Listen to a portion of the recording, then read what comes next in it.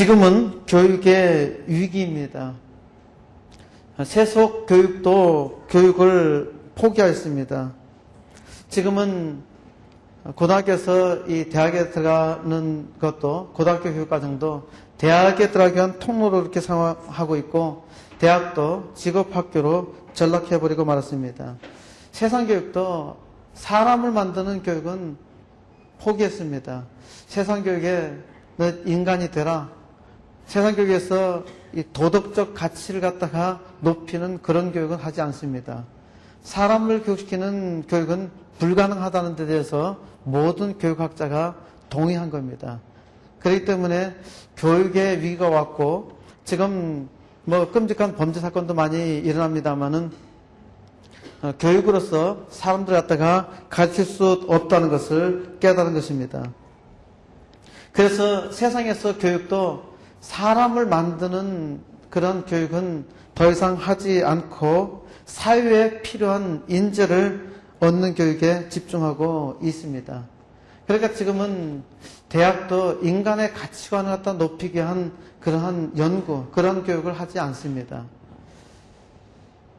윤리도 요즘에는 메타윤리라고 해가지고, 메타라는 말은 뭐뭐 위에 있다 하는 말인데요.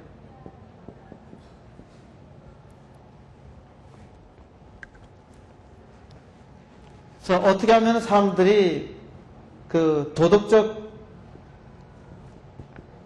가치를 위해서 살게 하는가, 이러한 교육은 시키지 않단 말입니다. 요즘에 교육이라는 것은 이 윤리가 모든 사람에게 유익한가 안 한가, 그런 것을 갖다가 판단하고 그런 것을 논하는 데 집중하고 있는 것이죠. 어떻게 세상 사람들을 갖다가 착하게 살아갈 수 있을까, 선하게 살아갈 수 있을까, 이런 데서 돕는 그런 교육은 하지 않고 있습니다. 세상도 교육을 포기했습니다. 그러니까 엉망일 수밖에 없는 거예요. 이런 그 교육을 포기한 그런 세상에서 누가 희망이 되겠습니까? 교회밖에 희망이 없는 겁니다. 그런데 교회도 실패한 세상 교육을 따라가고 있습니다. 그러면 교회가 어디로 가겠습니까? 지금은 교회의 위기입니다. 교회도 위기에 처해 있단 말입니다. 무엇보다도 교회 학교의 위기입니다. 사람들이 볼 때 그 교회 성도가 많이 늘어나니까 교회가 괜찮다, 희망적으로 이렇게 생각할 수도 있겠습니다만은, 교인이 많아질수록 사회가 더욱더 긍정적이고 밝고 좋게 그렇게 변해야 되는데 현실은 그렇지 못하고 있습니다. 오히려 교인들 숫자가 많아질수록 교회가 교회로서의 사명을 감당하지 못하고 있다는 것이 지금 현재의 안타까운 현실입니다. 교회도 위기에 처해 있습니다. 위기는 곧 기회입니다. 위기를 영어에서는 이제 크라이시스라 그러는데, 영어에서 나온 교재에서 크라이시스를 설명할 때 크라이시스는 위험이다. 보통 덴저라고 하는 그 위험을 뜻하는 그런 말로 이렇게 표현하고 있습니다만은, 외국에 있는 그런 학자들도 이 위기를 갖다 얘기할 때 동양의 한자를 들어서 이야기를 합니다. 한자의 위기는 그 위험하다고 하는 덴저의 뜻도 있고, 또 하나는 기회, 찬스라고 하는 그런 뜻도 같이 가지고 있습니다. 그래서 위기라고 하는 건, 크라이시스는 위험에 빠질 수 있는 그런 가능성도 있지만은 또 극복해서 새롭게 더 잘 될 가능성도 있습니다. 그래서 크라이시스 갖다가 극복하지 못하면은 추락하게 되는 것이고, 크라이시스 갖다가 극복해내게 되면은 오히려 더 부흥하게 되는 겁니다. 그래서 위기는 두 가지 극단이 있는 것이죠. 위기를 극복하지 못하면은 망합니다. 그러나 위기를 극복하면은 부흥하게 되어 있습니다. 어떻게 그러면 우리가 이 위기를 극복할 수 있겠습니까? 누가 이 위기를 극복할 수 있겠습니까? 정답은 부흥입니다. 물이 바다를 덮음같이 여호와라는 지식이 세상에 충만할 것입니다. 부흥은 하나님의 뜻이며 하나님의 소원입니다. 부흥은 하나님의 영광이 온 땅 가득하게 나타나는 것으로 하나님께서 지으신 본래 창조 목적을 성취하는 것입니다. 하나님께서 이를 위해서 사람을 부르시고 복을 주신 것입니다. 하나님께서 축복해 주셔서 하나님의 영광을 선포하게 하신 것이죠. 이 땅에 사는 모든 사람이 하나님을 찬양하는 것이 하나님께서 원하시는 바이고 하나님의 비전입니다. 그러면은 부흥이 무엇입니까? 부흥을 우리가 흔히 얘기할 때 부흥을 성장이다, 수적 성장으로 생각하는 경향이 있습니다. 부흥은 양적 성장이 아닙니다. 참된 부흥, 우리가 리바이벌이라고 하는 것은 개인적으로 볼 때는 개인적으로 변화되는 것이고, 그리고 개인적인 변화를 통해서 전체적인 사회가 바뀌어지는 것입니다. 양적 성장이 곧 질적 성장은 아닌 것입니다. 단순한 양적 성장은 질적으로 자라기도 어려울 뿐만 아니라 오히려 단순한 양적 성장은 공동체를 위험스럽게 할 수도 있습니다. 예를 들어서 기독교 비율이 높을수록 기독교가 빛을 잃어간다는 그런 아이러니는 용인하기 어려운 현실입니다. 한때는 그 스리랑카가 기독교 인구가 무려 90%를 넘었다고 합니다. 그런데 지금은 기독교 인구가 5%도 되지 않습니다. 역사적으로 많은 기독교 국가가 오히려 비기독교적이었다고 하는 것은 대단히 기이한 현상입니다. 하나님께서 이스라엘 선택하셨는데 이스라엘이 망하는 것을 보면은 패역한 인간의 속성이 아닌가 합니다. 그래서 이 수적으로 많다고 해서 그것을 부흥이라고 말할 수 없습니다. 부흥은 질적 변화를 가져옵니다. 부흥은 단순한 외형적인 성장이 아닙니다. 무엇보다도 부흥은 하나님의 주권적인 은혜에 의한 진정한 영적 변화가 있어야 합니다. 진정한 내적 변화, 질적 변화가 있을 때 양적 성장, 외적 성장이 일어나는 것입니다. 그러면 부흥이 일어나야 하는가? 우리는 망할 백성입니다. 우리는 원래 망하도록 그렇게 되어 있단 말입니다. 이스라엘 백성처럼 우리의 뼈들이 말랐고 우리의 소망이 없었고 우리는 다 멸절되었습니다. 이런 때 하나님께서 소원하신 것이 하나님께서 강력하게 우리에게 은혜 주셔서 하나님의 부흥의 역사를 하나님은 바라고 있는 것입니다. 부흥이라는 것은 은혜로우신 하나님의 역사입니다. 이 어두운 세대에 오직 하나님의 역사밖에 우리의 소망은 없습니다. 성령 하나님의 역사로 이 땅이 회복되어야 합니다. 부흥이라는 것은 교회가 개인이 부흥되고 또 개인의 부흥을 통해서 교회가 부흥되고 교회가 부흥됨으로써 사회 전체의 변화 역사가 일어납니다. 개인의 부흥은 하나님의 백성 개개인에 있어서 삶에 있어서 놀라운 변화를 말하는 것입니다. 그리고 교회의 부흥은 하나님께서 이 개인의 부흥의 역사를 통해서 교회의 영적 성장과 변화를 가져옵니다. 사회의 부흥은 하나님의 강력한 역사에서 개인과 교회가 변화될 때 사회 전체에 강력한 영향력이 나타난 것입니다. 그 하박국 선지자가 말합니다. 여호와여, 내가 주께 대한 소문을 듣고 놀랐나이다. 여호와여, 주는 주의 일을 이 수년 내에 부흥케 하옵소서. 수년 내에 나타내시옵소서. 진로 중이라도 긍휼을 잊지 마옵소서. 그렇게 말한 겁니다. 예, 하나님께서 이 세상의 부흥 역사를 이루는 방법은 두 가지가 있습니다. 하나는 그 모세향이라 그렇게 얘기할 수 있고 하나는 여호수아향이라 그렇게 말할 수 있습니다. 모세형은 이스라엘이 애굽에서 430년 동안 종사를 했습니다. 이들은 대단히 무기력합니다. 노예 생활했기 때문에 아무것도 할 수 없어요. 무려 430년 동안 노예 생활했다는 것은 완전히 종살이에 길들여져 있단 말입니다.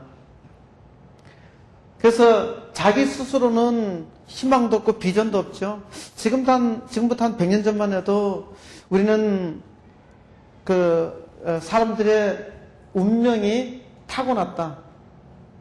태어나는 동시에 운명이 결정되어 있다고 그렇게 믿었습니다. 그 종으로 태어난 사람은 자기가 종살이에서 벗어날 수 없다고 생각할 수밖에 없었습니다. 그 이스라엘이 430년 동안 종살이했다고 하는 것은 종살이 외에 다른 희망이 없는 것이죠. 이때 하나님께서 그 모세를 통해서 일하신 것이죠.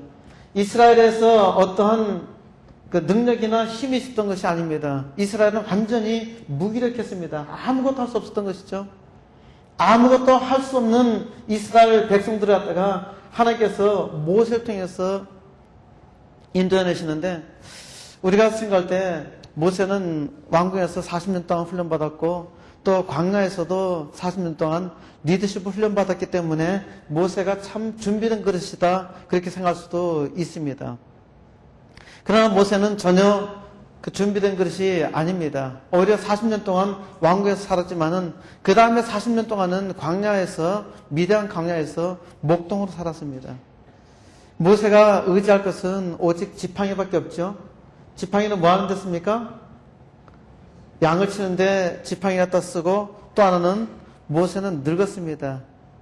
사람은 늙으면은 또 하나의 발을 의지할 수밖에 없는 것이죠. 그것이 지팡이였어요. 그러니까 모세에 있어서의 지팡이라고 하는 것은 무력한 그런 자기를 갖다가 나타내는 것이었죠. 모세가 80세가 되어서 부름받지 않습니까? 80세 늙은이가 무엇을 할 수 있겠습니까? 하나님께서 모세를 부르셨을 때도 모세가 준비됐다면은 하나님의 부르심에 대해서 감격하면서 나갔을 것입니다. 그러나 모세는 두려웠습니다. 하나님께서 여러 가지 은혜를 베푸셔도 모세는 나갈 생각을 하지 못했었던 것이죠. 모세는 하나님께서 나가라 그렇게 말씀하실 때 이제 억지로 나가야 되는데 나중에 할 수 없이 핑계를 대야 돼서 된 핑계가 무엇입니까? 나는 말을 할 줄 모릅니다. 그러니까 하나님께서 뭐라고 합니까? 내가 내 말 잘하는 내 형 아론을 보내겠다고 합니다. 그런데 이 사건을 쭉 보면은 하나님께서 아론을 보냈지만은 결국 바로 앞에서 말하는 것은 모세밖에 없습니다. 모세만 말해요. 아론은 말하지 않습니다. 아론은 말만 했다면은 사고를 칩니다. 그래서 모세가 십계명을 받으러 시내산에 올라갔을 때 아론은 엉뚱한 짓을 하죠. 무엇을 합니까? 그 애굽에서 가져온 금은 편물을 가지고 뭘 만듭니까? 금송아지를 갖다 만드는 거예요. 아론의 직업이 무엇이었습니까? 제사장이었습니다. 아론의 직업이 제사장으로 임명됐지만은 아론은 하나님이 누구인가를 갖다가 알지 못했어요. 이스라엘 신앙이 이와 같단 말입니다. 자기들이 애굽에서 본 것은 이 금송아지 우상밖에 없는 거예요. 그래서 우리를 인도해낸 신을 갖다가 만들자, 그렇게 해서 만든 것이 금송아지란 말입니다.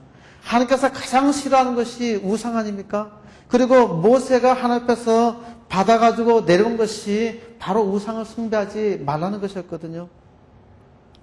근데 오랜 인생 동안에 길들여진 것이, 세상에서 길들여진 것이 세상 문화였던 것이죠. 이 아론과 같이 우리도 하나님 앞에서 배우긴 합니다만은 사실은 많은 부분에 대해서 세상 풍속을 가지고 와서 가르치려고 애를 쓰는 그런 경향이 있습니다. 그 모세가 이스라엘 백성들을 갖다가 이끌어서 홍해를 건너고 광야로 이렇게 옵니다마는 모세가 가장 무능력에서 사용했던 그 지팡이, 이 지팡이가 뭘로 사용됩니까? 하나님의 능력의 지팡이로 사용되잖아요. 하나님께서는 우리가 가장 약하다고 생각하는 것을 가장 강하게 사용하십니다. 믿으시죠? 나의 지혜, 나의 생각, 나의 지식, 이것을 갖다가 하나님께서 기막히게 쓰실 것 같지만은 아닙니다. 내가 가장 겸손할 때 하나님께서 쓰신다고요. 바울도 인간적으로 볼 때는 당시에 얼마나 많은 교육을 받았습니까? 그런데 바울이 자기의 지식으로 전도를 하고 또 하나님에 대해서 설명을 하고 무척 애를 썼다고요. 그런데 시간이 지나면서 깨닫게 되는 거예요. 처음부터 바울이 깨달았던 것은 아닙니다. 시간이 지나면서 이것이 아니다.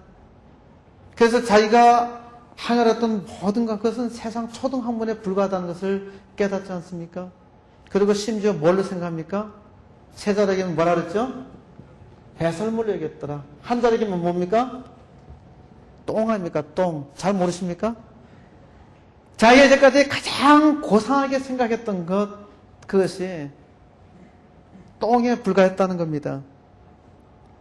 우리가 가장 고상하게 생각해서 하나님 앞에서 하려고 했던 것이 오히려 무익하고 하나님 일을 방해할 수 있는 겁니다. 하나님 앞에 지극히 겸손하면은 세상에 아주 하찮은 것도 하나님은 가장 귀한 것, 세상에 가장 연약한 것이라 하더라도 하나님은 가장 강력한 것으로 사용하십니다. 하나님께서는 아주 무기력한, 도무지 자기 힘으로는 아무것도 할 수 없는 이 무기력한 이스라엘 백성을 하나님께서 능력으로 인도해 주셨습니다. 이것이 하나님께서 일하시는 방법이죠. 우리는 그래서 때로는 일하는 방법을 하나님께서 부흥시켜 주기를 바라는 기도합니다. 그러니까 기도만 부지런히 하면은 하나님께서 그냥 나를 갖다가 이렇게 들어서 이쪽으로 이동해 주시겠지. 하나님께서 애굽에서 나를 건져가지고 가나안 땅으로 하나님께서 인도해 주시리라 그렇게 기도합니다. 물론 하나님께서 이 모세에게 일하셨던 것처럼 아주 강력하게 하나님께서 초단적으로 능력을 받으셔서 일하실 수도 있습니다. 역사 가운데 하나님 일하실 때 보면요, 인간이 타락해서 도무지 안 된다 할 때, 불가능할 때 하나님께서 주권적으로 역사하십니다. 그래서 세상 붕의 역사 보면요, 오히려 세상에 타락하고 힘들고 완전히 절망 가운데 있을 때, 그때 하나님께서 일하셨다고요. 그런데 우리도 지금의 붕의 역사가 그렇게 일어나기를 바랍니까? 지금 세상에 완전히 타락해가지고 사람 힘으로 도무지 불가능할 때, 그때 하나님께서 특별한 어떤 사람, 모세와 같은 그런 사람을 통해서 하나님께서 일하기를 바랐습니까? 이것이 하나님께서 원하시는 일이라고 생각합니까? 하나님께서 이스라엘 백성을 이 애굽에서 뽑아서 가나안 땅으로 보낸 것은 이 가나안 땅에서 하나님께서 하고 싶은 일이 있었지 않습니까? 너희들은 세상 모든 사람보다 숫자로 볼 때도 너무너무 작아. 그러나 내가 너희를 갖다가 택한 것은 너희를 사랑했고 너희를 통해서 내 영광 갖다가 온 땅에 드러내기 위한 모델로 내가 너희를 선택하신 것이야. 그래서 너희가 내 말을 듣고 순종하면은 세계 모든 민족 가운데 뛰어나게 하리라. 믿으십니까? 하나님께서 이 일을 위해서 계획하시고 준비하셨단 말입니다. 그런데 가나안 땅에서 이스라엘 백성이 하나님께서 이렇게 축복하신 대로 살지 못하면은, 믿음대로 살지 못하면은 가나안 땅에 살 수 없는 거예요. 그러니까 이스라엘 백성은 가나안 땅에서 쫓겨나고 마는 것 아닙니까? 가나안 땅에 살 수 없었던 거예요. 19세기 참으로 힘들고 어려울 때 하나님께서는 가장 무식한 사람을 썼잖아요. 맞춤법도 제대로 쓰지 못하고 초등학교도 제대로 못 나온 구두장사였던 누굴 쓰셨습니까? 무디 쓰셨어요. 무디는 목사도 아닙니다. 그렇기 때문에 복음 전도자죠. 그 하나님께서는 사람 볼 때는 가장 형편없는, 없게 보이는 그런 사람을 쓰셔서 가장 연약한 자를 쓰셔가지고 세상을 갖다가 부흥 역사로 바꾸는 도구로 사용하셨잖아요. 그 무디가 집회를 할 때 많은 젊은이들이 도전을 받고 은혜를 받아가지고 세계 각처로 나가게 된 겁니다. 옛날에 지금 기독교 역사가 예수님 오신 지도 대충 2000년 정도 됩니다만은 기독교 역사 가운데서 선교의 역사는 거의 없어요. 초대교회 때 선교가 일어났고 이때 선교가 일어났고 그 다음 동안에 1500년 이상 동안에는 거의 선교가 없어요.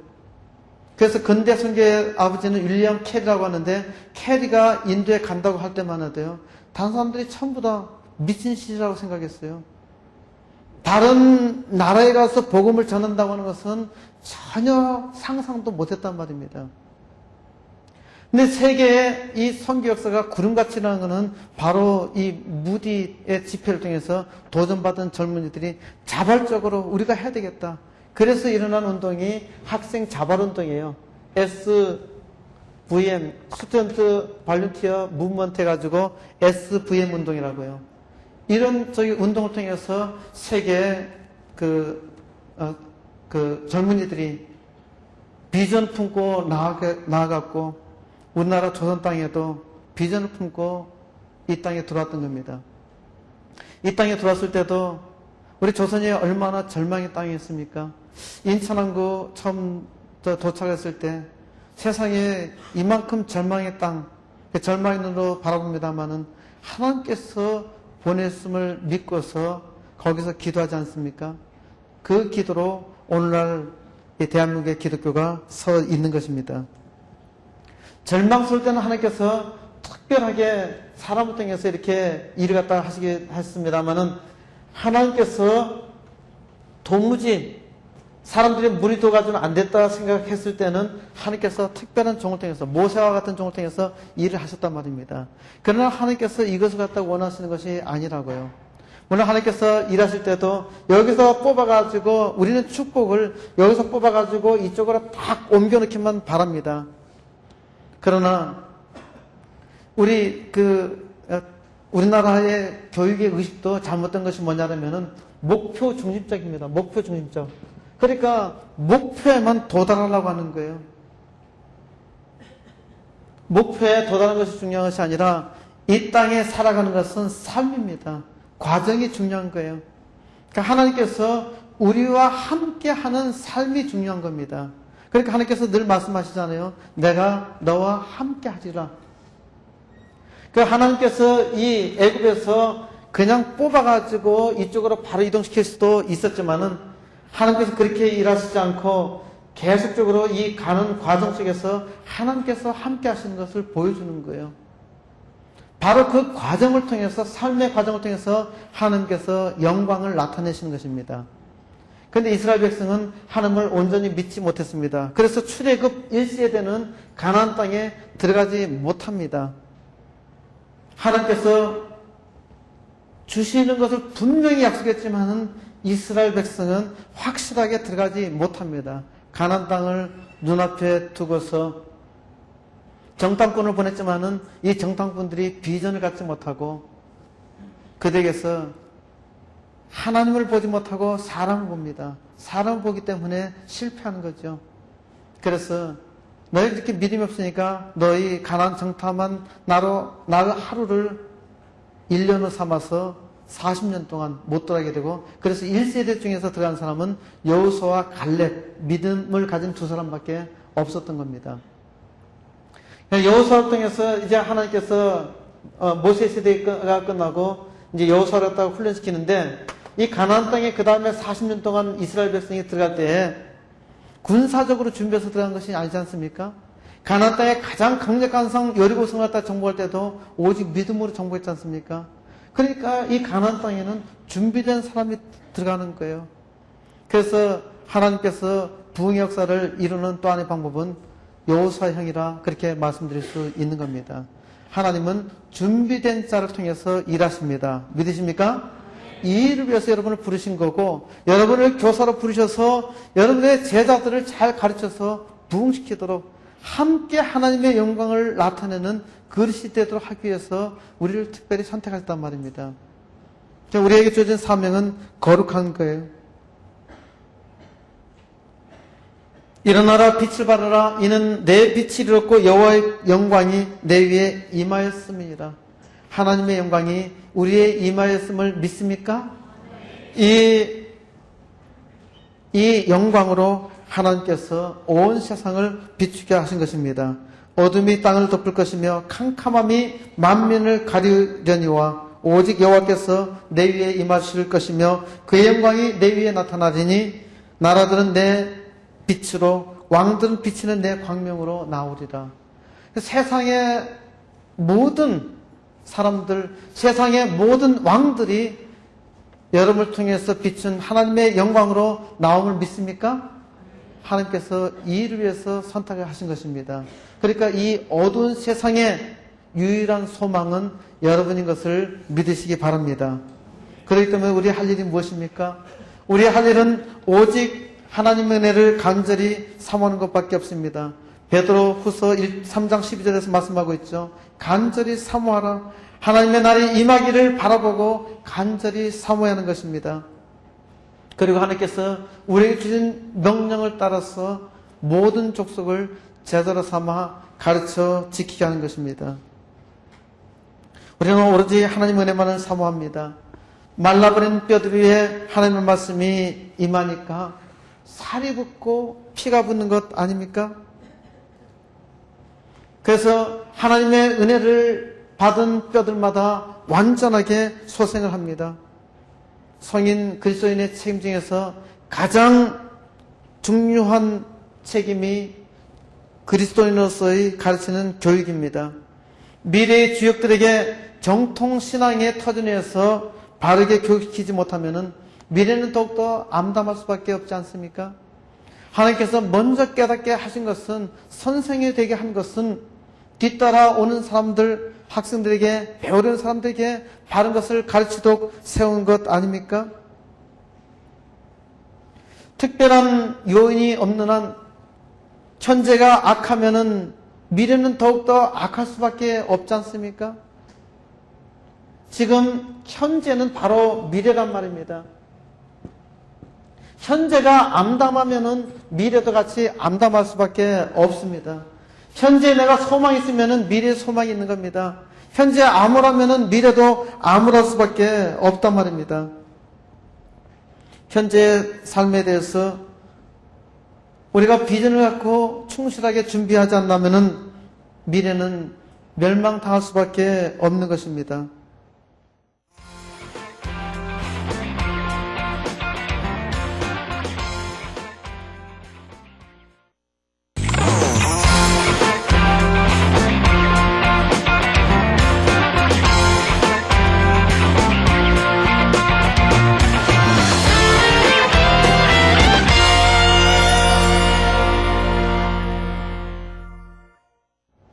특별한 요인이 없는 한 현재가 악하면은 미래는 더욱더 악할 수밖에 없지 않습니까?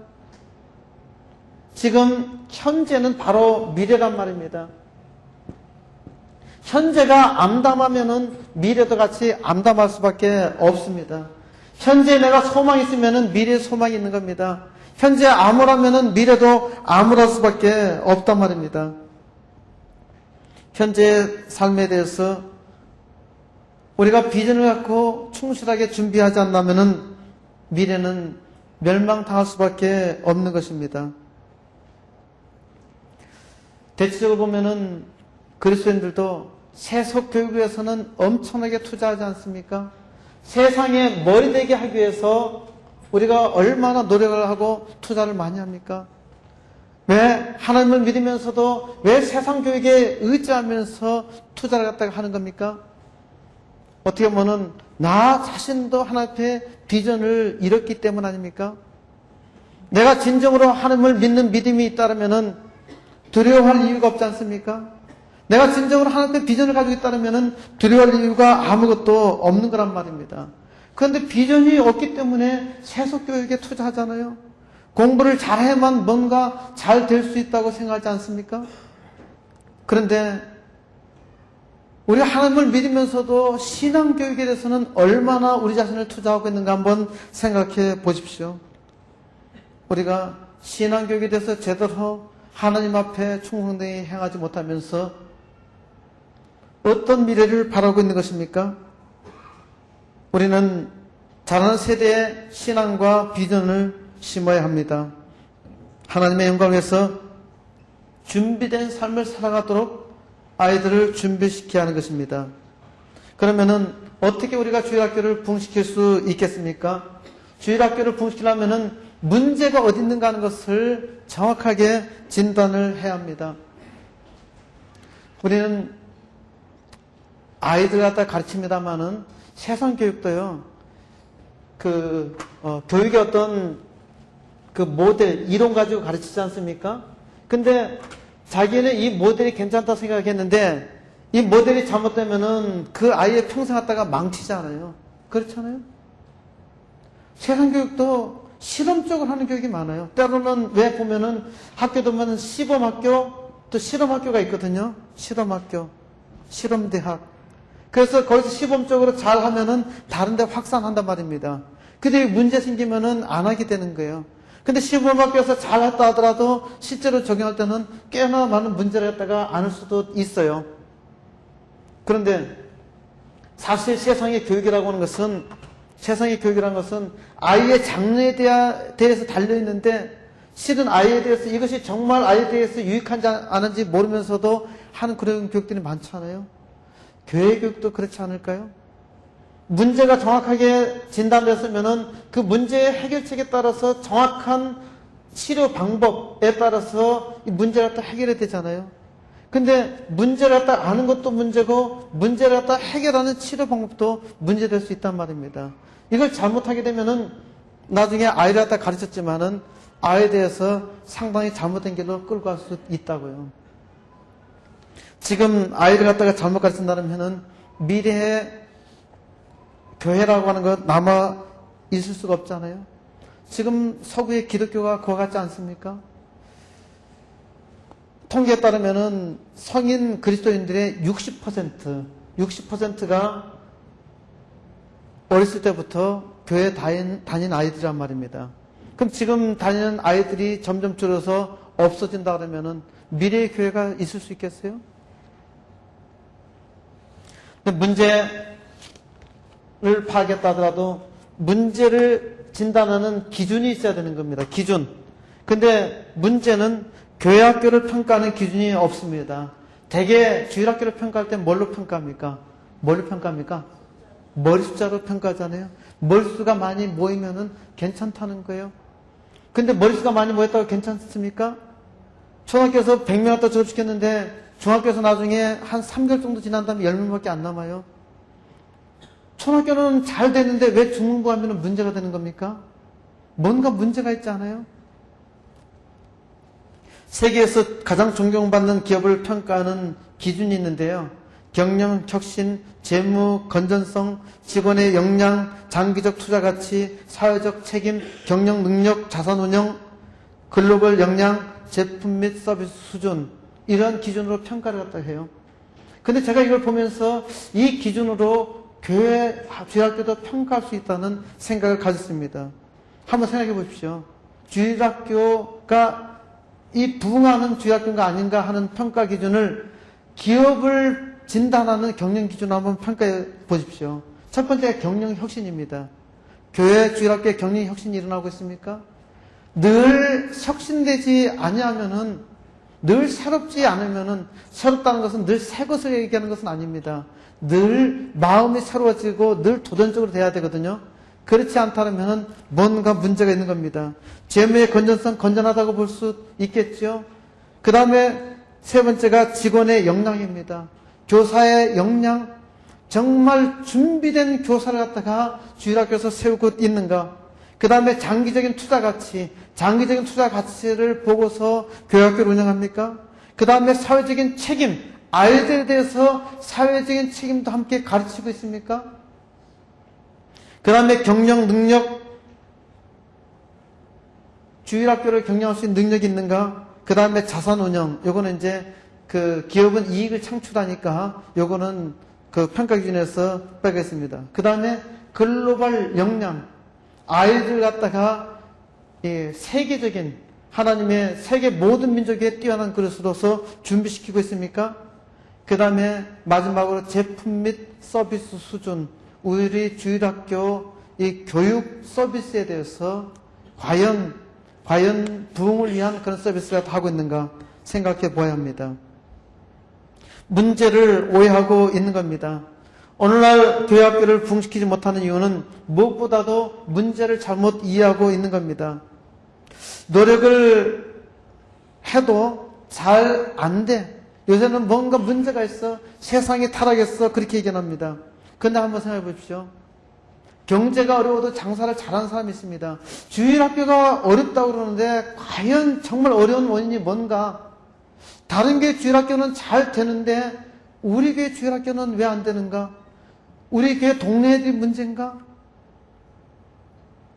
문제를 잘 분석해보면 결코 거기에 있지 않다는 것을 알 것입니다. 아직도 과거의 환상에 사로잡힌 사람들이 많이 있습니다. 뭐라고 했냐면은 옛날엔 잘 되었다는 거예요. 그리고 옛날처럼 노력하면은 잘 될 것이라는 겁니다. 물론 노력하면은 어느 정도 성과가 있습니다. 그런데 요즘에는요, 세상의 일반 회사도 노력한다고 해서 잘 되지 않습니다. 물론 노력하면은 어느 정도는 유지할 수 있어요. 그런데 지금은 노력한다고 되는 세상이 아니란 말입니다. 옛날에는 물건을 찍어내기만 해도 잘 팔렸어요. 교회에서 뭔가 하기만 해도 애들이 모였단 말입니다. 옛날에 막 이렇게 큰 북을 치면서 동네 한 바퀴 돌면은 애들이 뭔가 싶어 졸졸 따라오잖아요. 그렇죠? 졸졸 따라오면 나중에 그것도 교회로 가잖아요. 교회 가면 교회 다 따라 들어오잖아요. 그러면 교회에서 재밌게 하면은 아이들이 아주 호응도 좋았고 잘했단 말입니다. 그래서 가끔 요즘에 선생님들이 그럽니다. 우리 옛날처럼 한번 해보자. 그래가지고 막 큰 북 갖다 선생님이 막 치면서 동네를 갖다가 돕니다. 애들이 따라옵니까? 안 따라옵니까? 저거 뭐 하는 짓이야? 쳐다보고 있잖아요. 안 따라오잖아요. 세상이 바뀌었으면은 뭔가 그게 아이들 갖다 끌 수 있는 그런 것을 해야 되는데 옛날 생각 가지고 지금 끌라고 한단 말입니다. 요즘은 경쟁 사회입니다. 무엇이든지 경쟁해서 이기지 못하면은 실패하게 되어 있단 말입니다.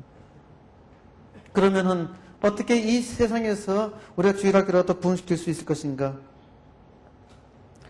설탕물을 팔 것인가? 세상을 바꿀 것인가? 이 말은 1983년에 펩시콜라 회사의 회장이었던 존 스컬리 갖다가 이제 그 애플 컴퓨터에서 영입하려고 스티브 잡스가 한 말입니다. 당신은 설탕물을 팔 것입니까? 그러니까 펩시콜라라도 비유한 말이죠. 아니면은 세상을 바꿀 것인가? 그렇게 이 한마디 가지고 펩시콜라 회사 회장 갖다가 당시 아주 작은 회사였던 이 애플 컴퓨터, 이제 신생했던 신생기업의 회장으로 꺼냈으니까 참 대단하죠. 우리도 한번 생각해 봐야 합니다. 단지 지금 아이들에게 흥미거리만 줄 수 있는 그런 설탕물을 갖다 팔 것인가?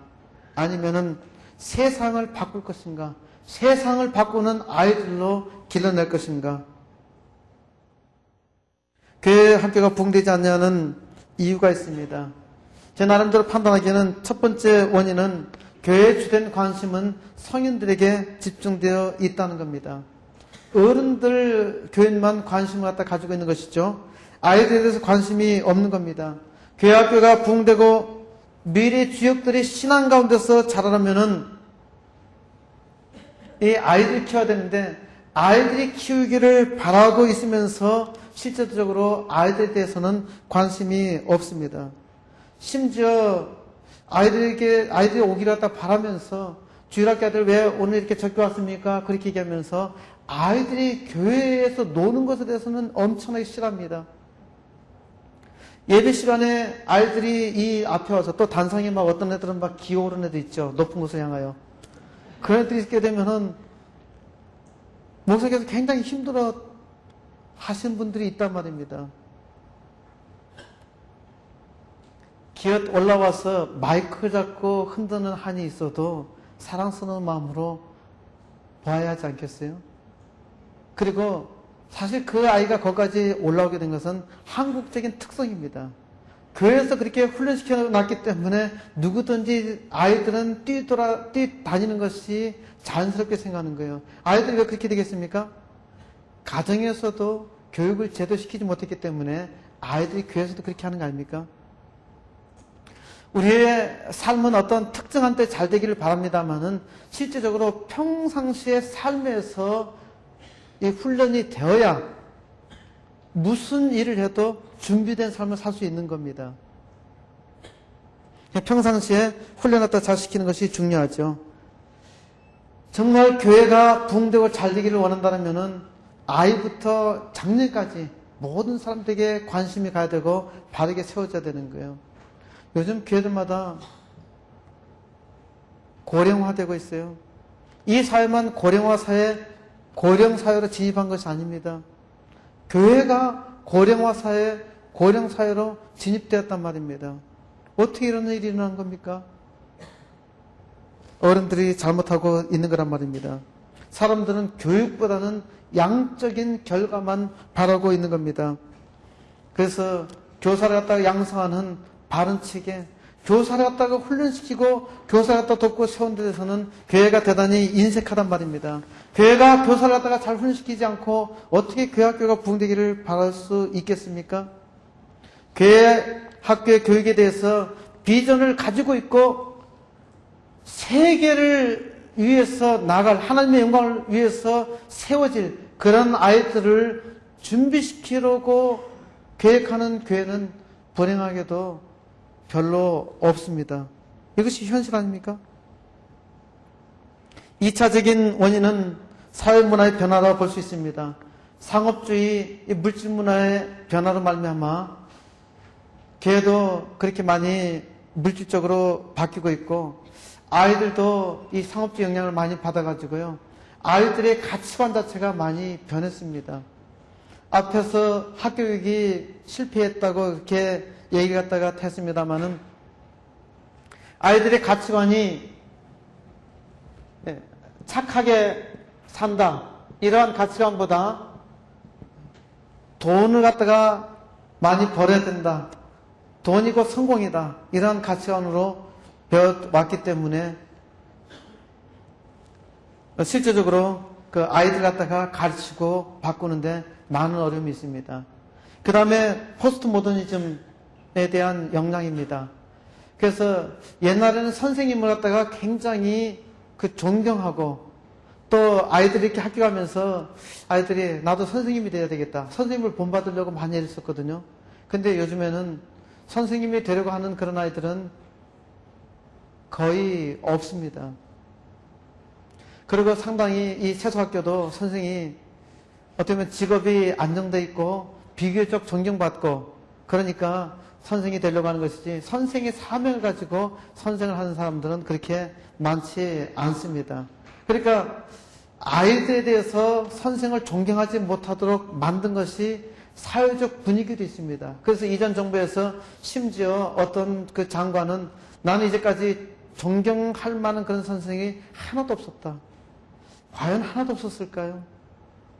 그리고 그 정도 나이 되는 그 분들은요, 사실 존경하는 선생님들이 많이 있어요. 근데 제가 볼 때는 정치적으로 발언하는 거예요. 선생도 없이 자기가 어떻게 그렇게 클 수가 있어요? 상당히 이건 악한 말이거든요. 근데 그러한 말들이 자꾸 선생님 갖다 무시하는 풍조를 만들어놨잖아요. 그래서 요즘에는 교실에서도 선생님을 무시하잖아요. 심지어 초등학교 선생님이 초등학교 학생이 선생님 갖다 교실에서 패는 그런 일까지 벌어졌단 말입니다. 근데 이 끔찍한 일이 일어나도요, 거기서 사람들이 충격을 받지 않아요. 세상에 이거 심각한 문제 아닙니까? 학교 선생도 무시당하는데 교회 주일학교 선생님이 어떻게 존경받을 수 있겠어요? 그러나 선생님이 선생으로서 잘 하게 되면은 학교 선생보다 세상의 어떤 사람보다 가장 존경을 받게 되어 있습니다. 포스트 모더니즘의 영향으로 그 사람들이 어떤 생각하냐면은 요즘에는 그 너도 옳고 나도 옳다는 생각을 하는 거예요. 선생님 무슨 말 하면은 선생님 말도 옳지만은 내 말 좀 들어보세요. 그리고 선생이 자기 말만 하면은 선생은 독단적이라 생각하는 거예요. 그러나 선생이 정말 바른 가치관으로 잘 가르치면은 선생의 카리스마를 아이들이 느끼고 존경하게 되어 있습니다. 선생이 자기를 망가뜨리기 때문에 아이들도 선생을 무시하는 겁니다. 교실에서 학생이 선생을 때린 것은 선생의 잘못도 있죠. 선생이 그만큼 품위를 갖다 가지 못하는 것도 있겠죠. 사회적인 것도 있겠죠. 그러나 저는 가장 중요한 것은 교사의 책임이라 그렇게 생각합니다. 내 반 아이들이 문제되는 것은 아이들의 문제가 아니에요. 하나님께서 그 아이들을 일단 나한테 맡겨놨잖아요. 그럼 책임은 나한테 있는 거란 말입니다. 내가 못하고서 요즘 애들 문제예요. 자 나하고 맞짱 뜨자는 거예요. 세상이 참 어렵게 된 것은 틀림없습니다. 그 다음에 사이버 문화가 문제인 것이죠. 요즘에 이제 텔레비전과 인터넷의 영향으로서 지금 가장 강력한 교사는 텔레비전입니다. 그래서 아이들도 텔레비전에서 가르쳐 준 것은 무엇이든지 다 옳다 이렇게 생각하는 경향이 있습니다. 저는 아이들이 텔레비전을 보고 이렇게 얘기를 할 때 제가 그 얘기를 잘 듣습니다. 그리고 틀린 부분에 대해서 얘기를 합니다. 전문가들이 옳은 것처럼 그렇게 보이지만은 전문가들도 틀린 경우가 많이 있습니다. 사람들이 텔레비전에서 나온 것은 나왔기 때문에 옳다고 생각하는 경향이 있습니다. 그리고 점차적으로 사이버 문화에 익숙해져 가고 있습니다. 여기에 대해서 뒤에 또 이야기를 하게 될 것입니다. 이제 또 공교육이 쇠퇴하고 있습니다. 요즘에는 학교 교육을 못 믿겠다는 겁니다. 학교 가니까 애들 다 버린다는 거예요. 그래서 생각 있는 사람들은 학교 안 보내요. 심지어 비기독교인들도 학교를 안 보내고 홈스쿨링 하는 그런 사람들이 많이 늘어나고 있는 실정입니다. 그 다음에 그 교회가 세속화되고 있죠. 그래서 예배가 변화되고 있고 신앙교육에서도 변화가 일어나고 있습니다. 무엇보다도 교육이 없는 겁니다. 체계적인 교육과정이 없어요. 그리고 프로그램 중심의 교육을 하고 있습니다. 대부분의 교회 학교의 교육사정이 열악한 형편입니다. 유치부부터 청년부까지 어떤 비전을 갖고 일관되게 교육과정을 운영하는 그런 교회는 거의 찾아보기 힘듭니다. 교회 학교의 교육 목표 그리고 그에 따른 교육과정이 제대로 되어 있지 않다면 어떻게 아이들을 세계 모든 민족에 뛰어난 아이들을 교육시킬 수 있겠습니까? 대단히 힘들고 어려운 얘기입니다. 교회 학교에 쇠퇴가 된 이유에 대해서 보통 네 가지를 갖다 얘기합니다. 하나는 학생이 없다는 겁니다. 하나는 돈이 없어서 우리 주일학교를 갖다 운영하는데 교육재정이 너무 없어서 잘 운영하기 힘들다는 얘기를 하는 겁니다. 그 다음에 재미가 없기 때문에 아이들이 오지 않는다는 거예요. 또 교육이 제대로 된 교육이 없다고 이야기를 합니다. 교회 학교 담당자들이 생각하는 실제적인 이유가 이 사무에 있습니다. 학생이 없다, 돈이 없다, 재미가 없다, 교육이 없다 그렇게 얘기를 했다 합니다. 교회 학교의 쇠퇴의 원인을 통상적으로 이렇게 네 가지로 들고 있는데 과연 교회에 올 학생들이 없는 것입니까? 예산이 있으면 잘 운영할 수 있다고 생각합니까? 교회 교육이 아주 재밌으면 아이들이 많이 모이라고 생각했다고 합니까? 늘 교육을 한다고 하는데 교육이 없다고 푸념하는 이유는 어디에 있겠습니까? 물론 저출산 정책과 출산의식에 대한 변화로 아이들이 많이 줄어든 것은 사실입니다. 그러나 학생들이 줄었기 때문에 교회 학교가 줄었다고 그렇게 말하기 힘듭니다. 성인 인구의 기독교 비율에 비해서 아이들이 교회 나오는 그런 비율을 보면은 형편없습니다. 옛날에는 성인 기독교 인구의 4배 정도가 주일학교 인구였거든요. 그러니까 밑에가 훨씬 더 크니까 주일학교가 앞으로 이렇게 되면은 성장했기 때문에 앞으로 교회가 점점 성장할 수밖에 없지 않습니까? 근데 지금은 역삼각형 구조가 돼 있어요. 심지어 어떤 교회는 주일학교가 성인 교인의 10분의 1도 안 되는 그런 교회가 수두하게 많습니다. 지금 현실이 그렇지 않아요? 성인들의 10분의 1도 안 되는 그런 아이들이 모이고 있단 말입니다. 그리고 실제적으로 아이들에서 통계적으로 기독교율이 몇 %인가 한번 생각해 보십시오. 기독교 아이들이 교회 다니는 애들이 20% 된다 하면은 그래도 평균적으로 그 정도는 되니까 그 성인 인구가 그 정도, 그 성인 그리스도인이 그 정도 되니까 거기에 대해서 이의를 걸 수 없겠죠.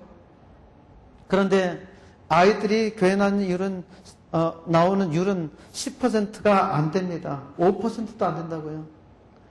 요즘 애들은 공부다 뭐다 해서 교회 나오는 아이들도 찾기 힘들단 말입니다. 학생이 없는 것이 아니라 학생들에게 관심이 없는 겁니다.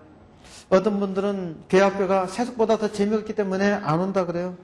아이들에게 재밌게 한다면 아이들이 교회에 잘 나오리라 생각할 수 있겠습니까? 교회 아무리 재밌게 해보십시오. 세상보다 더 재밌겠어요? 인간의 본성은 본래 타락했기 때문에 악하단 말입니다. 악한 본성이 있는데 교회에서 재밌게 하면 얼마나 재밌게 하겠어요? 요즘에 선생님들이 아무리 재밌게 하려고 노력하고 애를 쓴다 하더라도요. 5학년, 6학년 되면은 재미없어 해요. 재미가 없다는 거예요. 그렇게 해서 아이들 갖다 끌 수 있을까요? 사람들은 이 사이버 문화에서 갈수록 소외당하고 있습니다. 이 소외당할 때 진정한 재미는요. 이 어른들도 마찬가지라고요. 진정한 재미는 관심입니다. 아이들에게 진정한 관심이 있으면은 아이들이 변화되고 아이들이 재미를 느끼게 돼 있어요. 아이들이 선생님을 좋아하고 따르게 돼 있단 말입니다. 그런데 우리는 문제를 갖다 자꾸 엉뚱한 데 찾는 거예요. 재미가 없어서 안 나온다. 영적 재미를 줘보십시오. 영적 재미를 주면은 텔레비전의 드라마보다 훨씬 더 그것을 갖다가 사모하게 되어 있습니다. 재미로 가르치는 것도 바람직할까요? 재미로 뭘 가르치겠어요? 세상 교육 보세요. 세상 교육 재미로 가르칩니까? 물론 어떤 부분에서는 재미로 가르쳐요. 수학을 가르치는데 재미로 가르칠 수 있겠어요? 재미로 가르쳐봤자 한계가 있잖아요. 그쵸? 인수분해 가르치는데 어떻게 재미로 가르칠 수 있겠어요? 인수분해를 재미로 가르치는 것은 그 아이에게 인수분해를 갖다 풀 수 있다 한 것을 가르치고 풀 수 있도록 유도할 때 재미를 느낄 수 있잖아요. 그쵸? 문제를 풀면 재미가 있잖아요. 문제를 못 풀면 재미가 없는 거예요. 아이들이 공부를 해서 그 결과가 바로바로 나타나면 재미가 있을 텐데 그 결과가 잘 나타나니까 재미가 없는 거예요. 그러니까 아이에 있어서 진정한 재미를 줄 수 있는 것이 무엇인가 하는 것을 갖다가 알아야 한단 말입니다. 세속 교육도 재미로 가르치지도 않는데 교회 교육을 갖다 재미로 가르치려고 그래요? 세속적인 가치관에 따른 재미가 있어야 하는 것이 아니라 진짜 재미가 있어요. 돈이 없어서 교육을 못한다고요? 최신 교육시설이 없어서 교육을 못한다고요? 시설 갖다가 의리의리하게 해놓으면 교육을 잘할 수 있을 것 같죠? 편하면 편할수록 사람이 좋을 것 같지만은 편한 것이 오히려 사람들에게 도움이 되지 않을 수 있단 말입니다. 교육도 마찬가지입니다. 교육도 가르치는 것도 편하게 하면은 좋을 것 같지만은 편하게 하면은 좋을 것 같지만은 그 편함이 오히려 더 심각한 문제를 갖다가 만들어낼 수 있습니다.